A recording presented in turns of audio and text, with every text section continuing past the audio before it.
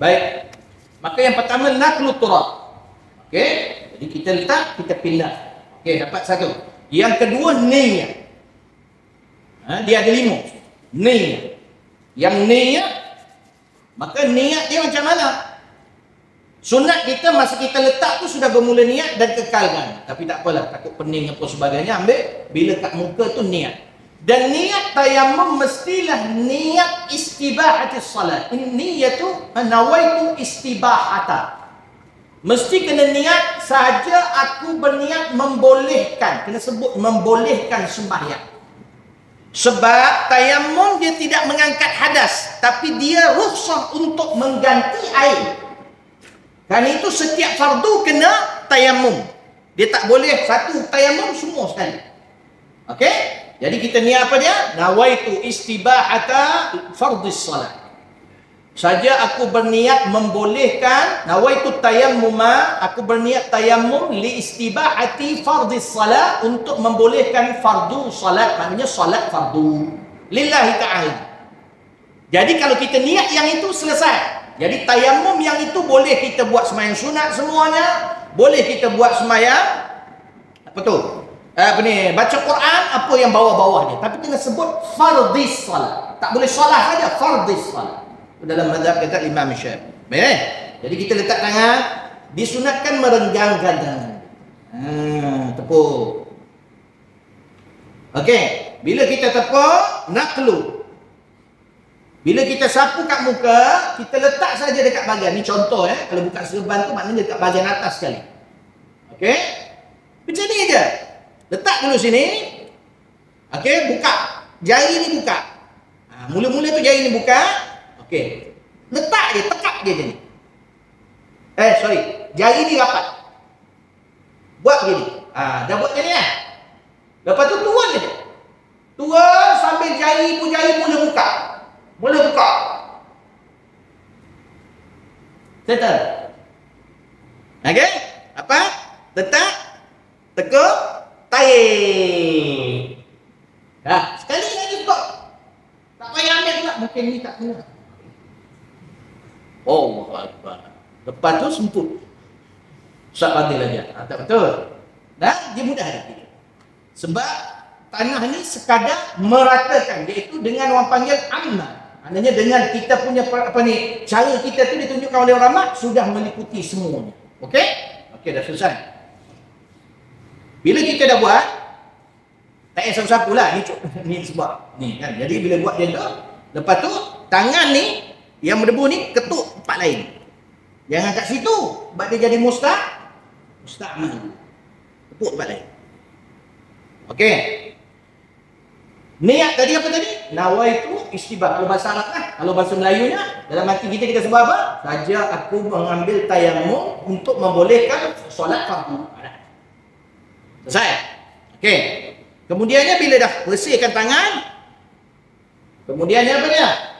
Yang rukun yang ketiga, mashul wajhi tadi. Yang keempat, mashul yadaini ilal mirfaqain. Ini beza kita kadang dalam mazhab yang lain. Okey, sampai ke situ. Baik. Sampai ke situ kita letak. Lepas tu dekat sini pun kita ketuk. Ketuk lagi sikit. Okey. Dah buat gitu supaya dia nipis. Okey? Kemudian dia buat macam ni. Tangan kanan, tangan kiri ni, gitu. Buat dekat sini. Jangan sampai sini. Buat sini dulu. Okey? Sini. Okey? Tarik. Tarik sampai ke bawah ni. Siku ni dia dekat sini. Okey? Pusing tangan gini. Yang ini. Ni jangan tekat lagi ni jari ni. Sampai kat sini baru jari sama jari. Dah selesai kanan. Jangan tepuk lagi. Sebab kat sini tak kacau lagi tepuk kanan ni. Sini pula. Buat gini. Turun sampai bawah. Boleh putar? Putar. Gini. Kalau ni jangan takut dulu. Kalau sampai sini. Dah selesai. Sudah tayamum. Sah tak tayamum saya ni? Tak sah lah sebab ada air. Kena. Ini praktikal. Jadi macam tu. Boleh? Nak tunjuk sekali lagi ya? Berdebu pula muka ni. Dah boleh nampak tak? Jadi tu apa ni, sapu kat muka. Jadi mulus pula. Tak payah pakai benda kan. Jadi baik. Itu dah rukun apa? Wajah, yadain. Dah berapa? Bau 5, bau 4. Betul? Yang pertama, pindahkan tanah daripada satu tempat ke muka ataupun daripada satu tempat ke tangan. Okey. Yang kedua, niat. Okey, mesti kena ada saja niat tayamum untuk membolehkan. Sebab dia tidak mengangkat hadas, dia mengganti ketidakadaan. Okey, ataupun terhalang untuk menggunakan air. Yang ketiga, iaitu apa dia? Sapu muka. Yang keempat, iaitu tangan sampai merfak. Sebab dalam Quran memang sebut wamsahu biwujuhikum wa aydiyakum. Dia tak sebut ilal mirfaqain. Jadi dikiaskan Imam Syafi'i balik kepada wudu. Sebab di situ tidak kata sampai mirfaq ke ataupun tidak ke. Itu orang panggil hadis umum, ayat umum dikhususkan. Kita ikut ijtihad Imam Syafi'i. Okey. Kemudiannya mashul yadain dah 4. Yang kelima apa dia? At-tartib bainal mashatain. Mestilah tertib. Ini ulama kita dah letak dah ini. Tertib antara dua sapuan. Maknanya kena sapu muka dulu, baru tangan. Kalau buat tangan dulu, baru sapu muka, maka tangan tak dikira kena ulang balik lepas muka tu, tak? Tangan. Okey? Mudah-mudahan Allah memberi taufik pada malam ini. Allah berikan kita ilmu, menyambung kita hadis-hadisnya Rasulullah sallallahu alaihi wasallam. Setiap kali kita membaca hadis, iaitu kitab Bulughul Maram, iaitu Imam Ibn Hajar Al-Asqalani tentang hukum hakam melalui hadis-hadis. Kena ingat kita bermazhab Syafi'i. Syekh Zakaria Al-Ansari menyebut dalam kitab dia Lubbul Usul fil Ilm Usul, yang mana bahawa mesti bagi orang awam itu taqlid bimadhabin muayyan, ayalzam bimadhabin muayyan, mesti dia itu berpegang dengan mazhab tertentu min a'immatil mujtahidin, daripada imam-imam mujtahid. Maka telah ma'ruf dan telah dipegang oleh ulama yang tiada khilafnya 4 mazhab, iaitu Imam Abu Hanifah, Imam Malik, Imam Syafi'i dan Imam Ahmad bin Hanbal. Maka kita di Malaysia dan di Asia ma'ruf berpegang dengan mazhab Imam Syafi'i. Apa maksud mazhab Imam Syafi'i? Disebut mazhab, iaitu makhtassa bihil mujtahidu minal ahkami al-far'iyyah, iaitu apa yang telah diijtihadkan oleh ulama mujtahid tentang hukum-hukum furu', iaitu yang perlukan ijtihad al-mustafadah minal adillah adh-dhanniyah, yang mana dalil-dalil yang ada tu bersifat zon, bukan qat'i. Berbeza dengan aqidah.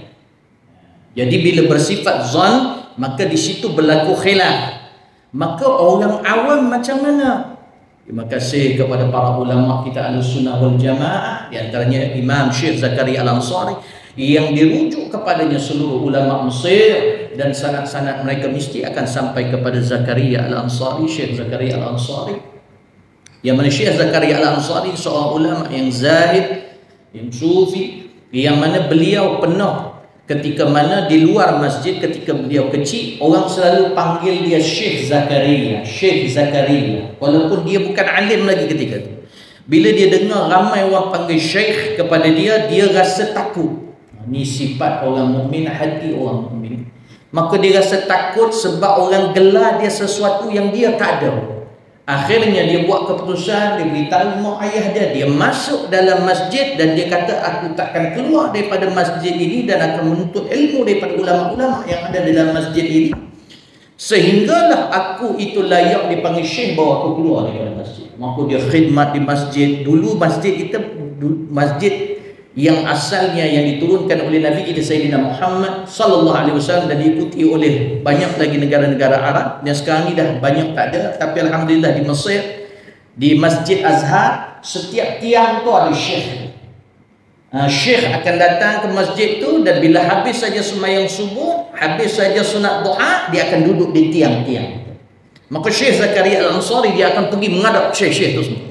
Dan dia kata, aku takkan keluar daripada masjid ini dan aku akan berkhidmat sehinggalah aku layak dipanggil syekh. Sehinggalah akhirnya guru-gurunya memanggil dia syekh baru dia keluar daripada masjid. Subhanallah. Ini ulama-ulama kita dulu yang memang susah nak jumpa sekarang ni yang begitu. Yang hanya kita dapat mudah-mudahan paling kurang pun tempias melalui sanad-sanad yang berhubung kepada mereka. Mata guru-guru kita yang bertemu mata dengan mereka, insya-Allah. Yang mana zaman sekarang ni usaha untuk menuntut ilmu seperti mereka tidak ada susah. Dan alhamdulillah, maka Syekh Zakaria Ansari yang mana dirujuk kepadanya dalam ilmu usulul fiqh juga, yang mengatakan bahawa wajib, dan ulama-ulama Syafi'i yang lain mesti, kalau tidak orang awam akan jadi tak tentu hawa dalam menjalankan hidupnya. Dan bila dia bermuamalah, bila dia beribadah, dia akan berubah-ubah. Hari ni lain, hari ni lain. Dengar yang dicakap lain, dia jadi pening. Sebab apa? Sebab dia tidak ada malakah ataupun kemampuan untuk mentarjihkan yang mana perlu diikut. Kerana itulah kita mengikut mazhab Syafi'i. Bila kita baca hadis ini, maka saya sandar kepada mazhab Al-Imam Syafi'i. Sebab melalui hadis ini, antum akan dapati banyak khilaf. Baik. Kita tengok sampai bila kita baca hadis-hadis ini, sebab hadis-hadis ini banyak. Mungkin sampai satu masa saya ingat saya nak buka kitab fiqh saja lebih baik, terus menjurus kepada mazhab Imam Syafi'i, supaya tidak jadi keliru. Cuma kita belajar ni ambil barakah, sebab kitab Bulughul Maram ni alhamdulillah saya sendiri khatam, dan masya-Allah bila kita kena dengan guru yang tepat, guru yang nakkan kita ini berjalan di manhaj Ahlussunnah wal Jamaah, tidak ada masalah. Baik. Kita sampai kepada hadis yaitu Ibnu Umar radhiyallahu anhu. Yaitu hadis keberapa ni? Kita antum hadis keberapa? Hadis 100 berapa? 141. Sebab kitab yang saya mengaji semua dah bertanda lah. Jadi saya pun bila buka-buka saya pun tak tahu kat mana. Aywa. An Ummu Atiyah an Aisyah 100 apa tadi? 141.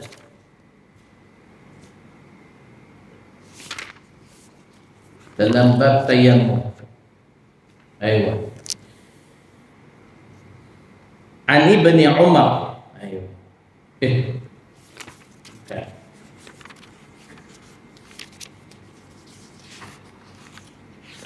Apa tadi pun? Bismillah. Kita lain saya bawa. Itu jadi ke bawah. Bismillah.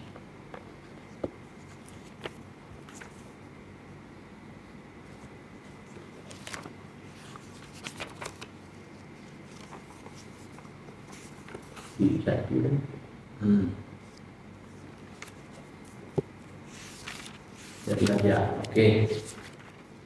An Ibni Umar radhiyallahu anhu. An Ibni Umar wa an Ibni Umar radhiyallahu anhuma qala. Qala al-muallif rahimahullahu taala arwi anhu wa an Ibn Hajar Al-Asqalani wa an masyayikhi wa an Ibni Umar radhiyallahu anhuma qala. Daripada Abdullah ibn Umar. Ibn Umar di sini nama dia Abdullah. Abdullah ibn Umar radhiyallahu anhuma qala. Mudah-mudahan Allah meridai akan keduanya, iaitu siapa? Anak dan bapa.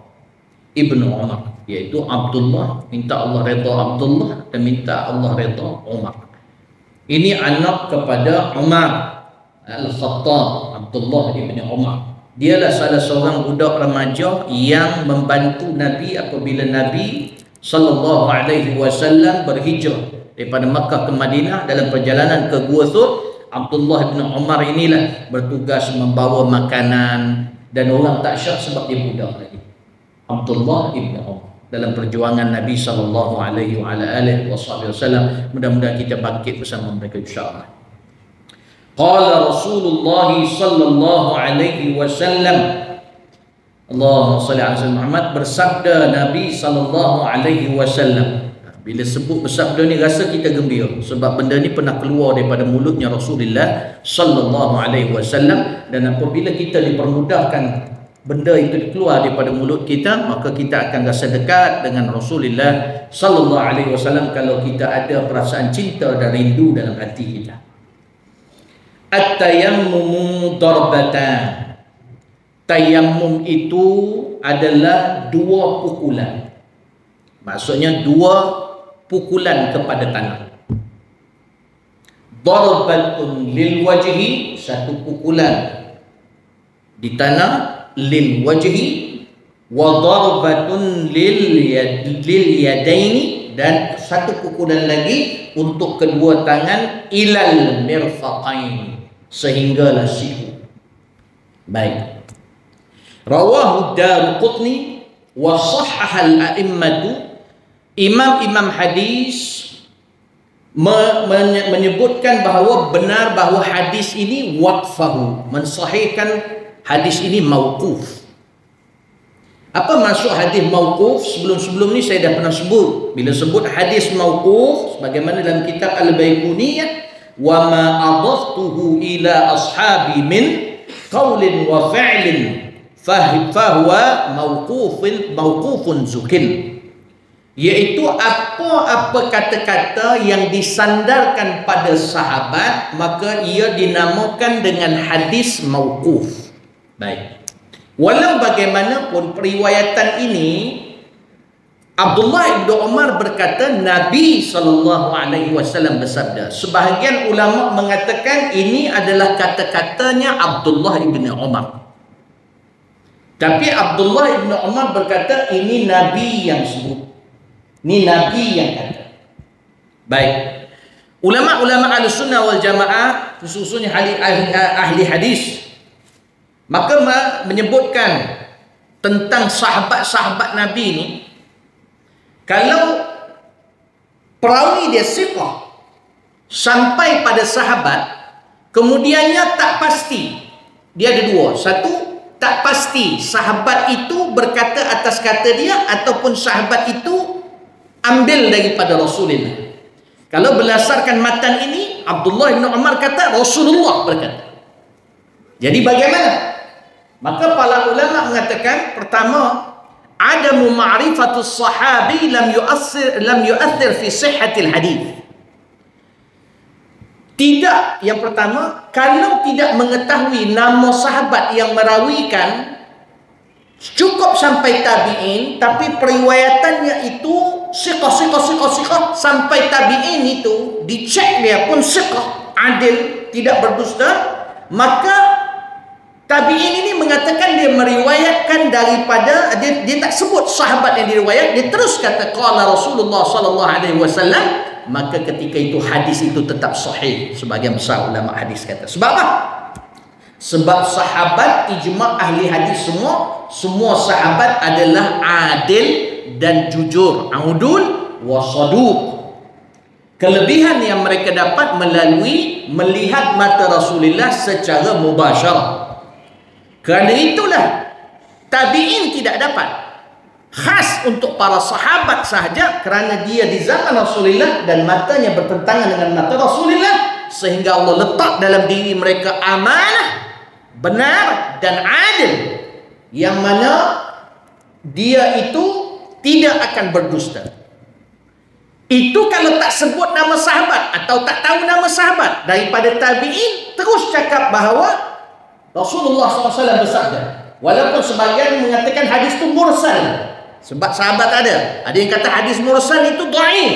Walau bagaimanapun, sebab kebanyakan ahli hadis, antaranya guru hadis saya Syekh Muhammad Ibrahim Al-Kattani, di Al-Manshiyah Al-Iskandariyah, maka beliau mengatakan bahawa hadis itu tetap kuat. Inilah juga yang dipegang antara beberapa perkara yang dipegang oleh Al-Imam Syafi'i radhiyallahu anhu. Berdasarkan hadis ini disebut nama sahabat. Cuma mereka mengatakan, sebahagiannya mengatakan bahawa hadis itu mauquf, iaitu sampai Abdullah bin Abbas saja. Sedangkan Abdullah bin Abbas menyebut Nabi berkata, maka semua sahabat tidak berdusta, udul. Dan itu kerana itulah Imam Syafi'i antara yang dipegang hadis yang ini. Itu nak kena faham oleh imam mazhab kita, Imam Syafi'i. Maka disebutkan dua darbah, darbatun lil wajhi wa darbatun lil yadain. Satu pukulan untuk wajah dan satu pukulan untuk kedua tangan, ilal mirfaqain. Manakala hadis-hadis yang lain yang memang diorang ni maksudnya ada yang berpegang dengan hadis yang itu, contohnya hadis Ammar bin Yasir yang mana iaitu sampai sini. Ini orang panggil dalam bahasa Arab, orang panggil apa? Zandul. Ini juga ni zandul. Yang ni ulang kat sini apa? Qu'un. Tulang yang bawah ini jari ni orang panggil apa? Qu'un. Nanti kamu dulu pergi bagian. Terima kasih katanya. Qu'un. Ni yang tulang kat sini Qu'un. Antum tahu tak tulang untuk dekat lengan macam mana? Kan dia macam tu, ada lubang di tengah. Yang ikut dekat sini dalam bahasa Arab dia panggil tulang Qu'un. Yang ini, yang bonjol ni, yang pergi dekat khinsir, ini orang panggil kursun. Dalam bahasa Arab ni. Dekat tengah-tengah ni orang panggil tulang rusghan. Tak apa, tak hafal pun tak apa. Cuma saya nak mengingat. Bila sebut je, kami biasa macam tu ingat. Bukan nak tunjuk kita nanti dah mengaji dengan orang Arab aja. Macam yang belajar doktor, dia belajar ada tu kalimah tu. Rusghan. Semua tiga-tiga tulang di galung zandun. Zainun dal zandun. Kalau dua zandani. Okey, jadi jangan bagi nama anak Zandun. Maknanya pergelangan tangan. Zandan. Baik. Ammar bin Yasir dia dekat sini tadi hadis itu. Umum macam tu. Tapi hadis ini dia ada mutlak, ada bisa. Saya tidak mau aja, dia tak mau aja antum berkenaan dengan proses bagaimana dalil keluar. Sebab antum tidak ada manakah. Antum tidak ada ilmu untuk memahaminya, ataupun kalau faham pun dia tak bersambung. Jadi cukup kita ikut mazhab Syafi'i berdasarkan hadis-hadis yang dipegang oleh Imam Syafi'i. Bahkan Imam Ahmad bin Hanbal bersaksi bila ditanyakan kepada Imam Ahmad bin Hanbal di dalam Siyar A'lam Nubala di Imam Zahabi, ada tak engkau rasa ada tak hadis-hadis sahih yang tak sampai pada Imam Syafi'i? Imam Ahmad bin Hanbal kata sepanjang aku bersamanya maka tidak ada satu pun hadis sahih yang tidak sampai kepada Imam Syafi'i. Manakala Imam Syafi'i bila berkata kalau bertemu hadis sahih dengan kata-kataku dan ianya berlawanan dengan hadis sahih maka ambil hadis sahih. Itu tawaduknya Imam Syafi'i dan yakinnya dia. Macam kita kan. Orang kata orang datang rumah kita, bang saya dengar abang ada tapai ya. Saya dengar tak ada kat sini abang suaranya. Tak apalah, pergilah apa yang dia kata. Saya pergi cari dulu. Pergi cari mana-mana. Kalau ada tapai lain, pergi ambil. Jangan ambil saya punya, ambil aja tapai lain. Itu dia nak tunjuk apa tu? Dia bukan nak tunjuk apa, dia nak tunjuk yakinnya. Dia solat pada tapai. Jadi dia mengaji bersanad, jadi kita faham dia punya kata-kata tu dengan guru kepada guru, kepada guru, kepada guru, kepada kita. Kalau tak, dia kepada guru, kepada kurang. Dia jadi gurau semua. Boleh? Okey, baik. Kalau Imam Syafi'i, dia sampai dekat siku. Dan dia pengkuat sebab hadis-hadis itu bersifat ada yang mutlak, bila tidak dia khususkan, maka dia akan balik kias dia kepada wudu. Wudu terang-terang disebut dalam Quran sampai mirfaq. Maka tayamum ganti kepada wudu, maka ikut kias kepada itu. Dan itu jumhur ulama kata Imam Abu Hanifah, ini sebagian pendapat Imam Malik, Imam Syafi'i mengatakan sampai situ. Yaitu lagi keamanan. Nah, tak payah pening-pening bab khilaf ni, aku buat yang itu. Kalau dia kata tak ada, yang itu bergaul semua. Kita nak ikut satu mazhab supaya hidup aku tenang. Inilah dengan kita yang mengaji tak berapa banyak, sibuk kita, betul tidak? Dengan kerja, dengan apa sebagainya. Lagi-lagi kita ikut mazhab. Mana? Masa nak ngaji pun tak ada. Dah, baik. Ni tanah ni ambil mana ni? Masuk mana ni? Jadi dia tahu betul lagi, dia tak susah. Cuma kita diajar guru kita, dia praktikkan sekali. Okey, betul. Baik. Maka saya buat serban lah ya. Baik. Jadi pertama darbatun liwajh. Jari apa ni? Cincin maka mesti dicabut. Berbeza dengan wuduk. Sebab wuduk tak perlu cabut kalau ianya longgar. Air dia akan mengalir masuk. Tanah tidak boleh. Debu kena wajib tanggal khatam cincin. Okey? Kemudiannya yang ni tak apalah. Yang ni pun sekali lah. Sebab dia tak boleh masuk. Jom Ustaz, ni hadiah. Aku semua hadiah je. Aku miskin. Biar miskin. Kalau nak tengok betul-betul, bila Buya datang solat, tu kereta dia. Itulah kereta dia. Okey? Baik. Tak apalah, fikir dia lah kenapa doa kalau kaya. Ustaz, sakit hati Ustaz kaya. Kau nak Ustaz semua miskin tu ni. Itu mentaliti tak betul tu. Baik. Baik, tangan. Kita tepuk. Mula sebut dorbah ni, bukan tepung gitu. Maknanya letak saja tangan. Dia sebab dalam fardu tayammum dalam mazhab Syafi'i, maka pertama sekali maksudnya rukun dia, iaitu fardu dia kefarduan yang pertama naqlut turab. Apa maksud naqlut turab? Tahwil turab. Pindahkan tanah daripada satu tempat kepada tempat yang lain. Daripada satu tempat ke muka, satu tempat ke tangan. Okey? Jadi kalau sekiranya ada orang kata kalau saya berdiri macam ni, angin tengah kuat, debu penuh kat muka. Jadi macam mana? Bila dah penuh debu, saya terus sapu niat tayammum. Sah ke tidak? Tidak sah dalam mazhab Syafi'i. Dia kena ulur tangan kita. Berdebu tangan, kemudiannya sapu muka. Di situ ada pindah tak? Ada pindah. Azan. Dah masuk waktu. Azan dulu kan? Baik. Maka yang pertama naqlut turab. Okey? Jadi kita letak, kita pindah. Okey, dapat satu. Yang kedua niat. Dia ada 5. Niat. Yang niat, maka niat dia macam mana? Sunat kita masa kita letak tu sudah bermula niat dan kekalkan. Tapi tak apalah, takut pening apa sebagainya, ambil bila kat muka tu niat. Dan niat tayammum mestilah niat istibahatis salat. Niat tu nawaitu istibahata. Mesti kena niat saja aku berniat membolehkan. Kena sebut membolehkan sembahyang. Sebab tayammum dia tidak mengangkat hadas, tapi dia rukhsah untuk mengganti air. Kerana itu setiap fardu kena tayammum. Dia tak boleh satu tayammum semua sekali. Okey? Jadi kita niat apa dia? Nawaitu istibahata fardhis salat.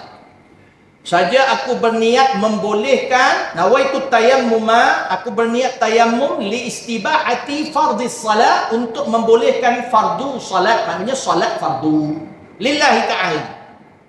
Jadi kalau kita niat yang itu selesai. Jadi tayammum yang itu boleh kita buat sembahyang sunat semuanya, boleh kita buat sembahyang apa tu? Baca Quran apa yang bawah-bawah dia, tapi kena sebut fardhis salat. Tak boleh salat saja, fardhis salat. Dalam mazhab kata Imam Syafi'i. Baik. Jadi kita letak tangan, disunatkan merenggangkan tangan. Tepuk. Okey, bila kita tepuk, naqlu.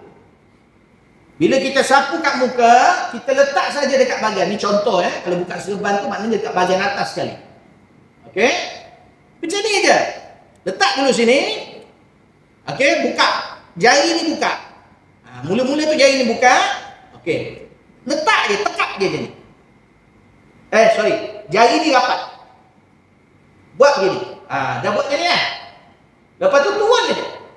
Tuan sambil jari pun jari mula buka. Mula buka. Settle. Okey? Apa? Letak, tekuk, tarik. Sekali lagi kok. Tak payah ambil pula. Mungkin ni tak kena. Oh, Akbar. Lepas tu semput. Ustaz Fadil aja. Tak betul. Dan dia mudah lagi. Sebab tanah ni sekadar meratakan, iaitu dengan orang panggil amal. Maknanya dengan kita punya cara kita tu ditunjukkan oleh ulama sudah meliputi semuanya. Okey? Okey, dah selesai. Bila kita dah buat, tak payah sapu-sapu lah. Ni sebab ni kan. Jadi bila buat dia tu, lepas tu tangan ni yang berdebu ni ketuk tempat lain. Jangan kat situ, sebab dia jadi musta'mal. Tepuk tempat lain. Okey. Niat tadi apa tadi? Nawaitu istibah. Kalau bahasa Arab kan? Kalau bahasa Melayunya, dalam hati kita sebut apa? Saja aku mengambil tayammum untuk membolehkan solat fardu. Selesai. Okey.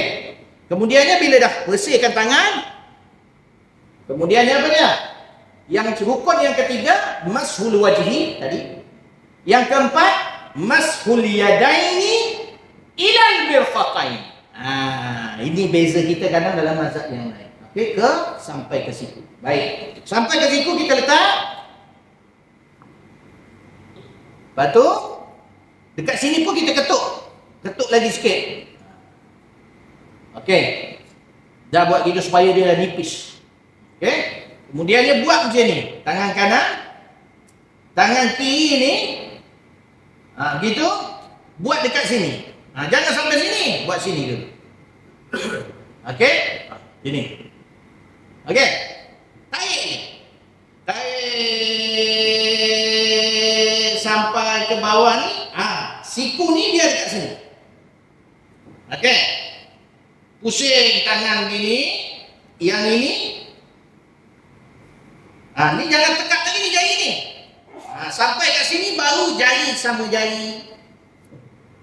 Dah selesai kanan. Jangan tepuk lagi. Sebab kat sini tak kacau lagi tepuk kanan ni. Sini pula. Buat gini. Turun sampai bawah. Boleh putar? Putar. Gini. Tolak. Ni jangan takut dulu. Tolak sampai sini. Dah selesai. Sudah tayang? Sah tak tayang saya ni? Tak salah sebab ada air. Kena. Ini praktikal. Tak tahu. Jadi macam tu. Boleh? Nak tunjuk sekali lagi ya? Berdebu pula muka ni. Dah boleh nampak tak? Jadi tu apa ni sapu kat muka. Jadi mulus pula. Tak payah pakai benda kan ni. Jadi baik. Itu dah rukun berapa? Wajah, yadain. Dah berapa? Bau 5, bau 4. Betul? Yang pertama, pindahkan tanah daripada satu tempat ke muka ataupun daripada satu tempat ke tangan. Okey. Yang kedua, niat. Okey. Mesti kena ada saja berniat tayammum untuk membolehkan. Sebab dia tidak mengangkat hadas. Dia mengganti ketidakkan air. Okey? Ataupun terhalang untuk menggunakan air. Yang ketiga, iaitu apa dia? Sapu muka. Yang keempat, iaitu tangan sampai mirfaq. Sebab dalam Quran memang sebut wamsahu biwujuhikum wa aydiyakum. Dia tak sebut ilal mirfaqain. Jadi dikiaskan Imam Syafi'i balik kepada wudu. Sebab di situ tidak kata sampai mirfaq ke ataupun tidak ke. Itu orang panggil hadis umum, ayat umum dikhususkan. Kita ikut ijtihad Imam Syafi'i. Okey. Kemudiannya mashul yadain dah 4. Yang kelima apa dia? At-tartib bainal mashatain. Mestilah tertib. Ini ulama kita dah letak dah ini. Tertib antara dua sapuan. Maknanya kena sapu muka dulu, baru tangan. Kalau buat tangan dulu, baru sapu muka, maka tangan tak dikira kena ulang balik lepas muka tu tak? Tangan. Okey? Para ulama kita dalam mazhab bila kita menuntut ilmu, maka bagi orang yang berpeluang menuntut ilmu, maka dia kena hafal tu. Maknanya sebab-sebab yang membolehkan tayamum ada 3. Kemudiannya syarat-syarat sah tayamum ada 10. Kemudiannya apa lagi? Fardu tayamum tadi ada 5. Kemudiannya apa? Perkara-perkara yang membatalkan tayamum ada 3. Jadi kena hafal lah belakang tu. Nah, sebab-sebab tayamum apa dia? Faqdul ma' al-maradu wal ihtiyaju li'atasi hayawanin muhtaramin. Tu 3 sebab yang boleh membolehkan. Tak ada air, secara jelas air memang tak ada. Yang kedua apa dia? Sakit yang menghalang kita guna air. Air ada, tapi kita sakit, tak boleh guna air, doktor kata. Yang ketiga, air yang ada ngam-ngam untuk memberi makan haiwan yang dihormati. Berapa ekor haiwan yang dihormati? 5 ekor. Haiwan yang dihormati banyak. Yang tak dihormati, senang ambil yang tak dihormati je. Yang tak dihormati 5 haiwan, 5 binatang. Yang ini kalau dia haus sekalipun nak mati, kita ada air untuk ambil wuduk. Dia dah nak mati dia air. Ataupun dia minta air kan. Jadi kita kalau bagi air, kita tayamum tak sah tayamum sebab dia haiwan yang tak dihormati. Okey? 5 haiwan yang tak dihormati itu siapa? Binatang yang pertama tarikus solah dalam hadis Nabi, iaitu orang tinggal semayang. Ni binatang yang tak dihormati yang pertama. Yang kedua, ni disebut, bukan kita saja sebut. Bukan haiwan dia dilihat sebagai binatang yang tak dihormati. Yang kedua, zani muhsan, iaitu orang yang dah kahwin, dia zani muhsan, iaitu orang yang dah kahwin dan dia berzina. Tiba-tiba dia kemarau, dia haus, kita ada ngam-ngam aja untuk wuduk. Dia minta air kita, awak tayamum lah, saya ada belajar juga walaupun saya penzina. Pergi mati kau. Sebab aku belajar juga, kamu digolongkan dalam golongan binatang yang tak dihormati. Baik. Yang ketiga, iaitu apa dia? Murtad. Orang yang murtad daripada agama. Ini pun binatang yang tidak dihormati kalau dia mati dalam keadaan murtad. Binatang yang keempat, kalbun akur, anjing gila. Ni baru betul binatang yang kita kenal. Anjing, kalau anjing tu comel, orang bela, yang jaga rumah dia nak mati, kalau tak bagi air tu dia mati. Bagi air tu kita boleh tayamum. Kalau air tu sikit je tinggal, boleh. Dan yang ketiga, khinzir. Khinzir ni dia gila. Kau tak gila, jangan bagi kat dia. Kalbun akur ni dia gila. Salah satu dia asyik meleleh, liur dia. Adalah boleh tanya kepada pakar anjing. Okey? Jadi itulah 5. Tu sebab, kena tahu sebab. Kemudiannya 10 pula syarat sahnya tayamum. Syarat sah yang tayamum ada 10. Apa dia? Kita bila belajar, kalau bila kita hafal supaya ilmu tu bila orang tanya di tengah jalan kita boleh jawab. Iaitu yang pertama, ayyakuna biturabin, mesti dengan tanah. Kemudiannya ayyakuna turab tahir, mestilah tanah tu suci, maknanya bukan najis. Wa ayyakuna tahuran, ataupun alla yakuna musta'malan, hendaklah orang panggil tanah itu bukan tanah musta'mal. Okey, kalau tanah najis tu biasa orang kata tanah yang diambil daripada kubur, sebab dia bercampur dengan bangkai-bangkai binatang dan sebagainya. Baik, kemudiannya yang keempat, apa dia? Yang keempat, ayyaksidahu, mesti qasad kepada tanah. Nak syarah panjang, saya sebut saja. Kemudiannya yang kelima,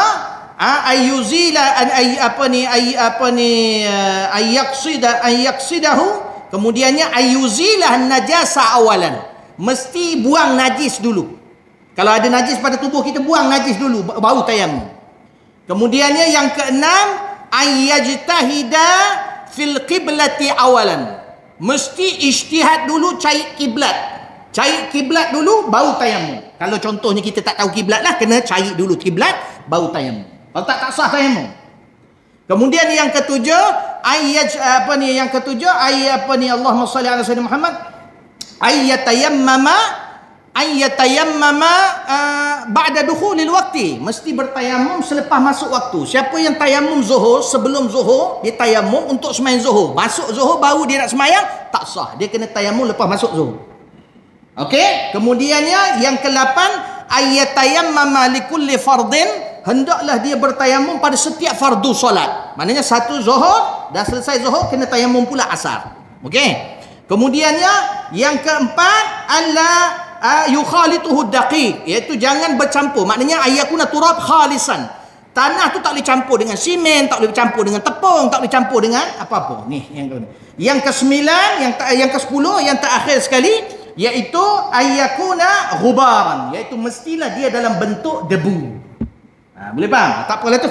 Itu 10. Ada setengahnya ringkaskan jadi 7 sebab ada syarat untuk tanah. Kemudiannya fardu tayamum tadi 5. Okey. Kemudiannya last sekali yang membatalkan tayamum 3. Iaitu apa dia? Apa yang membatalkan wuduk? Membatalkan tayamum. 1.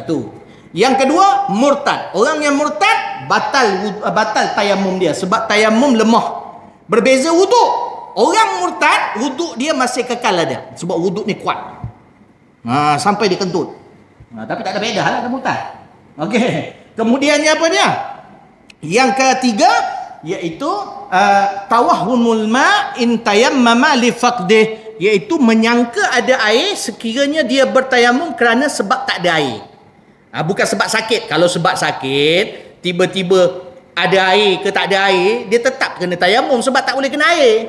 Itu pasal dia sebut situ menyangka ada air. Begitu. Nanti kita tengok dalam hadis Nabi SAW. Sebab kadang-kadang kalau dalam mazhab Syafi'i, saya beritahu terus, bila kita tengah bila dah masuk waktu zuhur, cari air tak jumpa. Air tak ada. Haddul ghaus cari tak jumpa. Haddul qurb tak jumpa. Haddul bu'd tak jauh. Saya ada syarahkan itu. Okey, bila dah tak jumpa air, kita tayamum.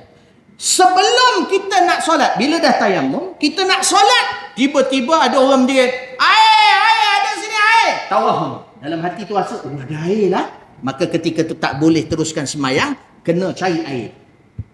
Boleh faham? Tapi, bila dia dah start semayang, Allah.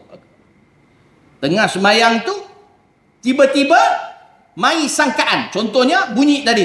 Air. Kan macam orang dulu ada cerita kan. Penyamun datang-datang tak ada. Dia buat lawak. Tadi pergi tak ada. Jadi bila semayang bunyi, air. Jadi dia dalam hati tak yakin. Dia yang hanya ada tawahum.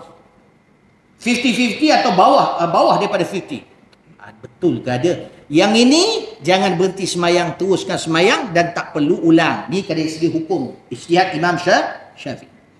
Tapi berbeza kalau yakin. Contoh dia semayang dekat tanah lapang, tiba-tiba tengah semayang tu depan mata dia keluar air.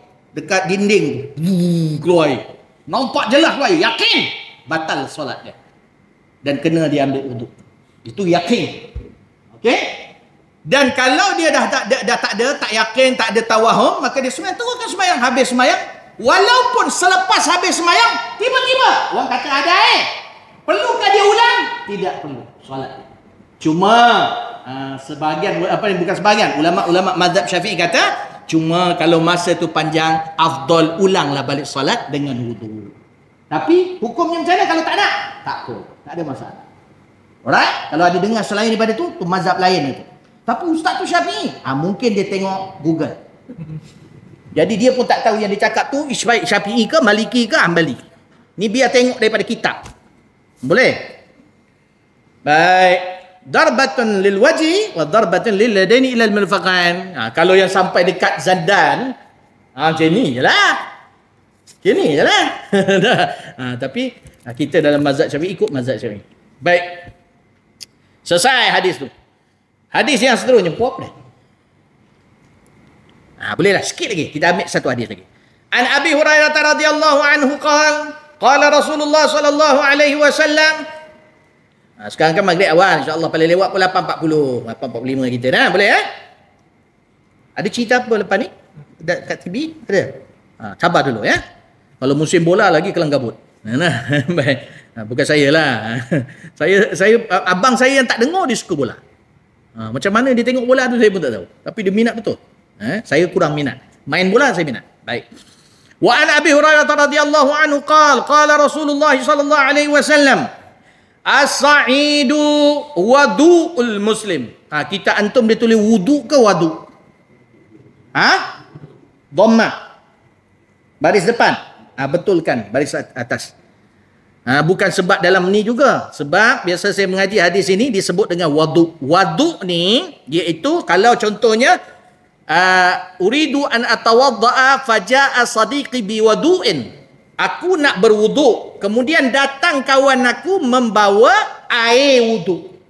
Air wuduk tu dipanggil wadu, iaitu sesuatu yang digunakan untuk berwuduk. Jadi kalau disebut kat sini, Rasulullah nak beritahu tanah itu juga boleh menjadi sesuatu yang digunakan Muslim untuk berwuduk. Tapi kalau sebut wuduk, itu perbuatan kita wuduk itu, iaitu nama bagi kita ambil air.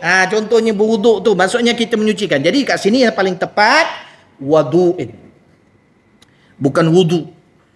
As-sa'idu wadu'ul muslim.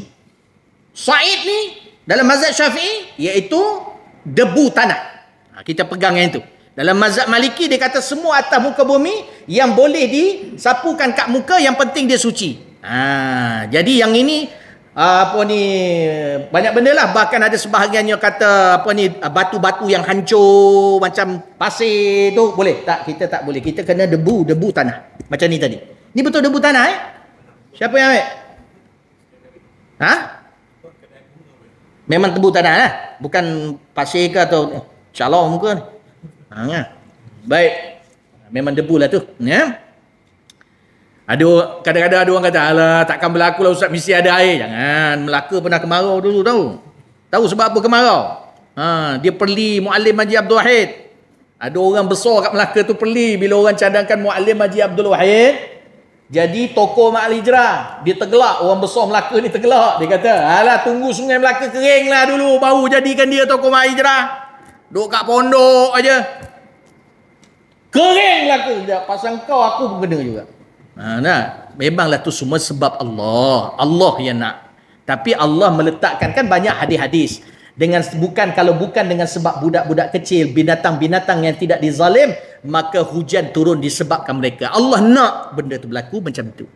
Begitu juga dalam hadis yang lain, kewalian wali, orang-orang soleh yang ada di tempat-tempat, wali min auliyaillah, bila di tempat-tempat, bihim, dalam hafaz bihim, hadis Jabir tak silap, bihim yumtarun wa bihim yurzaqun. Allah dengan kehendak dia, Allah nak bagi rezeki kat tempat tu dengan sebab orang soleh itu. Allah nak bagi hujan tempat itu dengan sebab wali itu. Bila dia ada kat situ, itu kehendak Allah, bukan dia berkuasa wali itu. Jangan silap faham. Kuasanya Allah, kita tak ada apa-apa, kita lemah semua. Tapi kalau Allah berkehendak begitu, tu hak Allah. Baik.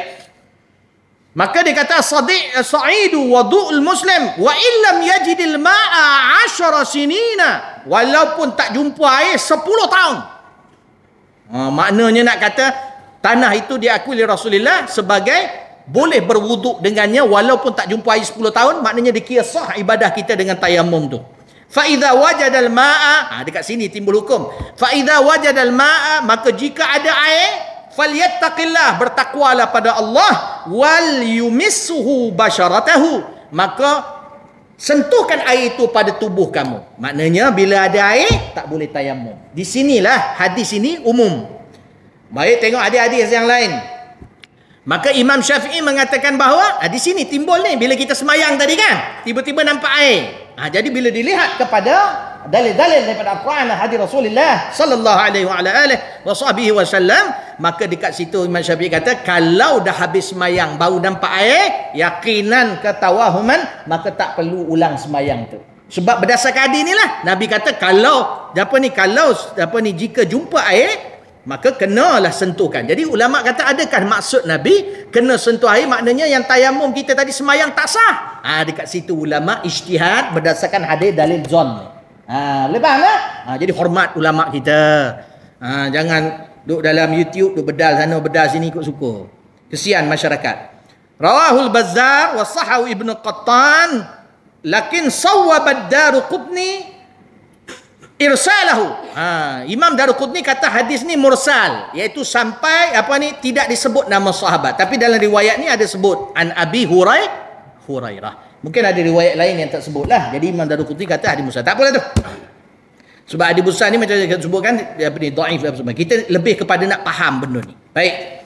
Kemudiannya kalau kita tengok ada hadis lain berlaku kepada iaitu Abu Dzar, walid Tirmizi an Abi Dzarrin nahwahu. Ada tu dan kita antum. Dan di dalam Sunan Tirmizi periwayatan bukan daripada Abu Hurairah, daripada Abu Dzar. Dan daripada Abu Hurairah ni pun sebenarnya dia menceritakan apa yang berlaku pada Abu Dzar. Abu Dzar Al-Ghifari ni sahabat Nabi yang lama, dia Islam awal. Mengikut riwayat yang paling masyhur, dia nombor 5 masuk Islam. Abu Dzar Al-Ghifari. Asal Abu Dzar Al-Ghifari ni orang kata debel. Abu Dzar Al-Ghifari. Siapa mari jumpa dia? Gitu. Orang panggil dia bahasa kita nak panggil Samsin pun sahabat. Bukan Samsin, tapi dia maksudnya orang yang tapi subhanallah, bila dia masuk Islam, dia punya geng pun ikut masuk Islam. Ni Abu Dzar Al-Ghifari orangnya gagah. Baik. Abu Dzar Al-Ghifari ni kisah dia masa dia duduk kat Madinah, dia bila Nabi hijrah ke Madinah dan lepas perang Khandaq dia duduk menetap di Madinah. Dia sebut dalam satu hadis, dalam kitab antum ada tak? Ijtawaitu. Ada? Ijtawaitul Madinata. Ada? Ni mungkin dalam syarah. Ijtawaitul Madinata. Dia kata ijtawaitu, dia dulu duduk tempat lain. Bila dia duduk Madinah, udara. Bila sebut ijtawaitul Madinah, orang Arab biasanya disebut ijtawaitul balad. Contohlah saya ni, contoh daripada Australia. Contohnya saya datang Teluk Paling Megarang contohnya kan. Jadi orang bagi makan tempe. Ni contoh. Tempe, lepas tu pedas-pedas. Kemudian sakit perut. Orang Arab akan cakap apa? Ijtawaitul balad. Ijtawaitul balad. Orang panggil ijtawaitul balad. Aku tak betah lah. Udara sini lain macam. Makanan dia sampai sakit perut aku. Dia kena marat sahal. Iaitu berak-berak. Jadi Abu Dzar Al-Ghifari masa dia masuk Madinah, dia kata ijtawaitul Madinah. Sebahagiannya mengatakan dia kena penyakit al-jawf, iaitu penyakit perut, dalam perut berak-berak lah tu. Baik. Bila dia sakit perut, ijtawaitul Madinah. Bila sebut ijtawaitul Madinata fa'amara li Rasulullah sallallahu alaihi wasallam bi iblin. Maka Nabi sallallahu alaihi wasallam memerintahkan aku untuk, kalau kita tengok kisah warid hadis ini, maknanya disuruhnya Abu Dzar tu pergi satu tempat yang mana dekat situ ada dibela kat situ unta-unta zakat dan kambing-kambing zakat. Pergi kat situ. Suruh pergi situ. Dalam riwayat Sunan Abi Daud, hadis yang sama, periwayatan lafaz yang berbeza, dia pergi situ sebab Nabi pesan suruh minum susu kambing tu dan juga susu apa? Susu unta dan susu kambing. Bizaudin wa bi ghanamin. Fashrab min labaniha, kata Rasulullah. Minum susu dia. Baik. Ada periwayatan lain, minum air kencing dia. Yang itu Imam Hamad kata ada syak sikit. Tak apalah tu. Takut dengar-dengar kan semua sekarang Google. Baik. Maknanya kata dia minum susu tu. Dan takdir Allah, dia pergi kat situ, dia kena duduk situ lama sikit sambil minum tu. Jadi isteri dia ada. Isteri dia ada sekali teman dia. Tu dia. Maka dia sebutkan dia sebutkan di sini bal fakuntu fiha, maka aku duduk di situlah beberapa hari. Isteri ada. Dalam riwayat Sunan Abi Daud, aku bersama isteri aku. Fajnabtu. Maka aku terjunub. Dengan ayat dia maksudnya aku berjunub lah, bisi ada. Mungkin malam dia lega sikit perut dia nak bersama isteri dia contohnya. Dia tak tahu situ tak ada air. Maka ketika tu dia junub dengan isteri dia. Dia sebutkan di sini kuntu ata'arradu lil janabah wa laisa qurbi man. Maka berdekatan aku tak ada air. Maka dalam riwayat Sunan Abi Daud, yang ini riwayat ni pendek. Dalam riwayat Sunan Abi Daud, dia semayang. Dia pun semayang dalam keadaan dia tak mandi junub. Sebab bila masuk waktu dia semayang. Dia hati tak tenang. Maka dia pun datang jumpa Rasulullah. Fa'ataitu Nabi sallallahu alaihi wasallam, maka aku datang kepada Nabi sallallahu alaihi wasallam. Dia cakap apa? Faqultu halaka Abu Dzar. Jumpa Nabi tu kata, "Ya Rasulullah, celaka Abu Dzar ni. Akan celaka Abu Dzar. Celaka dah aku ni." Tu. Ni sahabat Bila dia tu tak ada air, dia sembahyang tak tinggal. Tapi dia kata celaka aku. Oh, kita pula zaman ni terbalik. Ustaz, ada tak cara boleh tinggal sembahyang? Saya sakit ni. Dia orang ni, dia sembahyang. Nampak? Tapi rasa macam celaka dah aku. Dia cakap depan Rasulullah sallallahu alaihi wasallam. Nabi bila dengar tu terperanjat. Faqala mahaluka? Faqala mahaluka? Apa hal kau ni? Apa keadaan kau ni? Kenapa ni? Kenapa cakap kau celaka?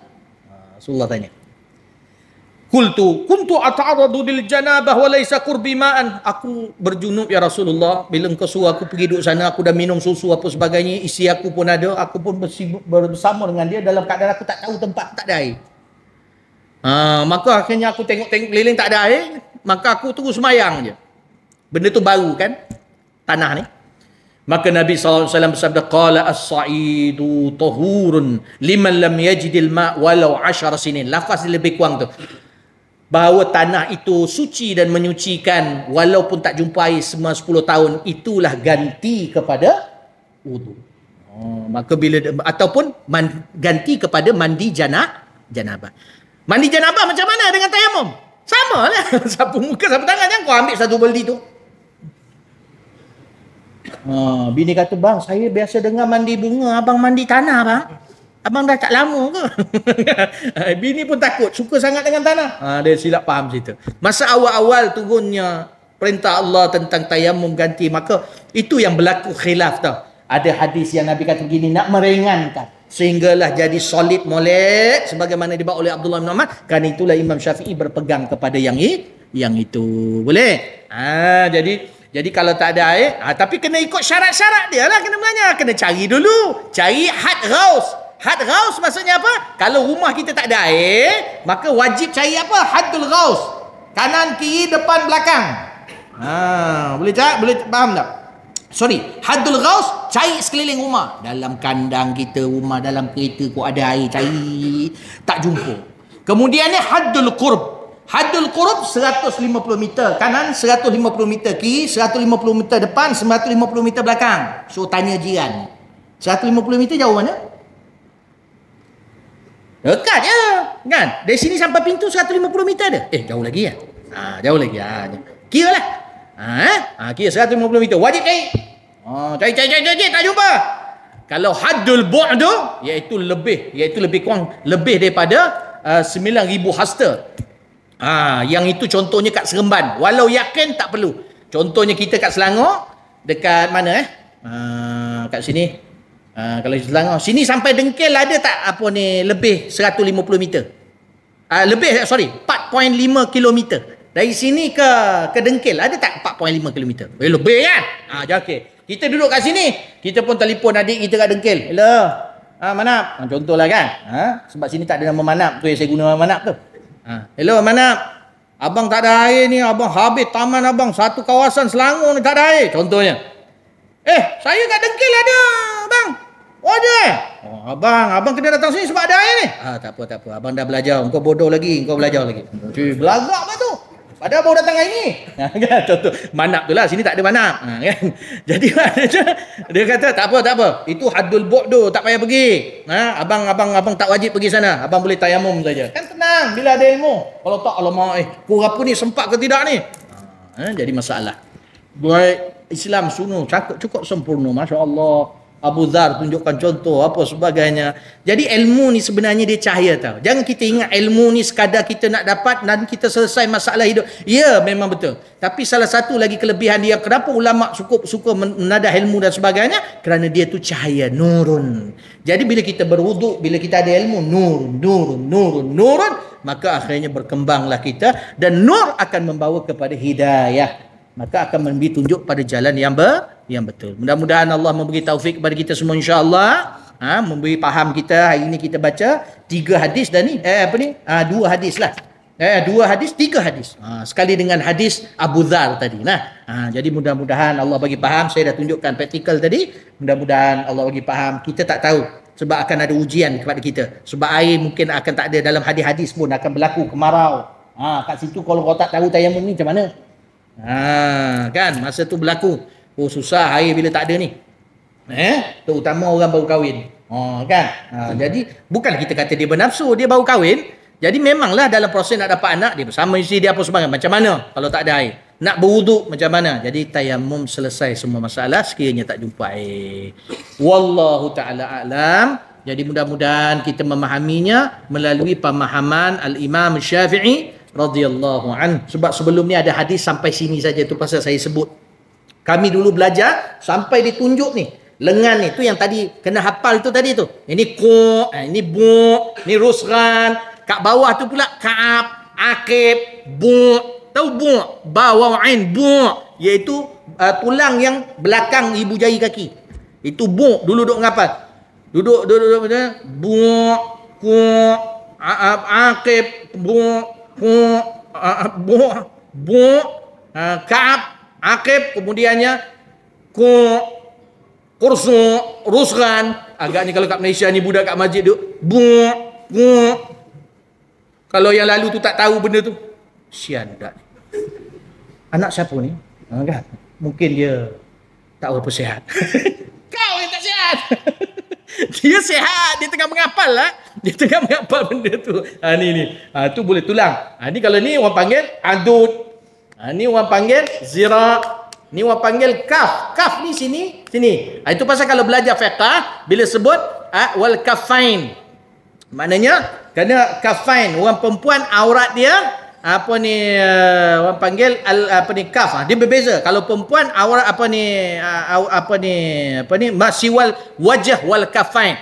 Kecuali muka dan tapak tangan. Bila sebut tapak tangan saja, maksud dia sini, tapak bawah dan tapak atas.